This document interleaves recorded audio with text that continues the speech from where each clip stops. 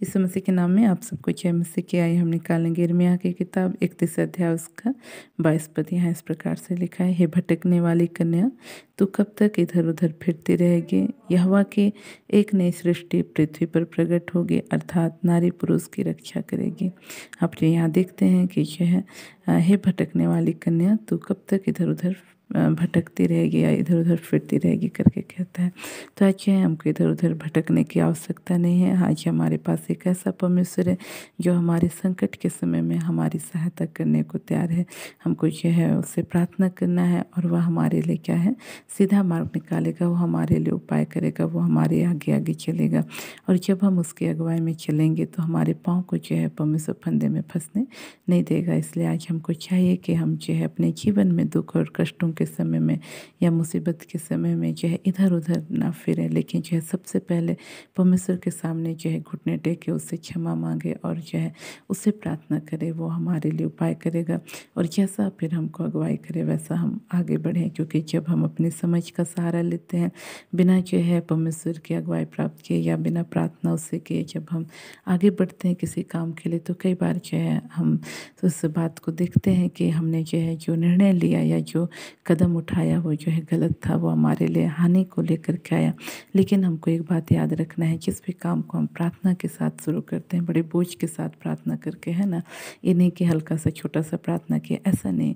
हमको जो है गंभीरतापूर्वक जो है उसके लिए कुछ दिन कुछ यदि हम काम करना चाहते हैं या कोई सा भी निर्णय हमको लेना है या हमको कुछ स्वास्थ्य संबंधित कार्यों के लिए भी आगे बढ़ना है, तो सभी बातों के को करने से पहले हमको क्या करना है, प्रार्थना करना है। जब हम प्रार्थना करेंगे, परमेश्वर हमारे लिए सीधा मार्ग निकालेगा और हमारे पाँव को जो है फंदे में फंसने नहीं देगा। इसलिए हमको जो है अपने दुख और तकलीफ़ों के समय में परमेश्वर को पुकारने की ज़रूरत है। तो इन वचनों के द्वारा परमेश्वर हम सबको आशीष दे। हम अपनी आंखों को बंद करेंगे, छोटा सा प्रार्थना करेंगे।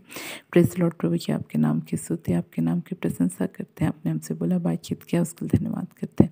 विशेषकर प्रभु जी मैं इस वक्त प्रभु जी हालेलुया इस बहन के लिए प्रार्थना करती हूँ जिनका नाम रोशनी है। प्रभु जी हाँ पिता परमेश्वर, ये कुछ बातों को लेकर के परेशान है कुछ समय से प्रभु, और प्रभु जी ये उन बातों से बाहर निकलने के लिए काफ़ी प्रयास कर चुकी प्रभु, लेकिन हर बार प्रभु इनको प्रभु जी असफलता ही हाथ लगी। प्रभु इस बहन की सहायता करके प्रभु जी तुझसे प्रभु प्रार्थना करने पाए, अपनी समझ का सहारा छोड़े प्रभु जी और तुझ पर भरोसा रखे प्रभु, और अपनी इन समस्याओं से बाहर आने के लिए तुझसे प्रार्थना कर सके, ऐसा अनुग्रह कर प्रभु जी। इस वक्त मैं तमाम भाई बहनों के लिए प्रार्थना करती हूँ जो प्रभु जी अपने जीवन में प्रभु जी हाँ प्रभु कुछ कामों के लिए आगे बढ़ना चाहते हैं, कुछ कार्यों को करना चाहते हैं प्रभु जी, ऐसे भाई बहनों की सहायता कर प्रभु जी कि ये प्रभु पहला स्थान तुझे देते हुए प्रभु जी उन बातों के लिए प्रार्थना में बैठने पाए और प्रभु जी होने दे प्रभु, तो इनके लिए तू आप सीधा मार्ग निकाल।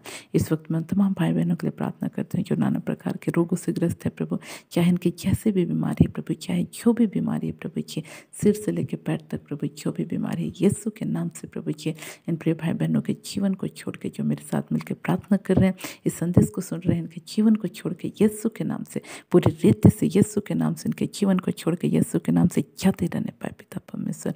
ऐसा ही और असकल धन्यवाद, सारी आदर सारी मत तुझको देते हैं। बात उन्हें प्रार्थना सुना, धन्यवाद। इन प्रार्थनाओं को यीशु के नाम मांगते हैं, आमीन। आप सबको जय मसीह।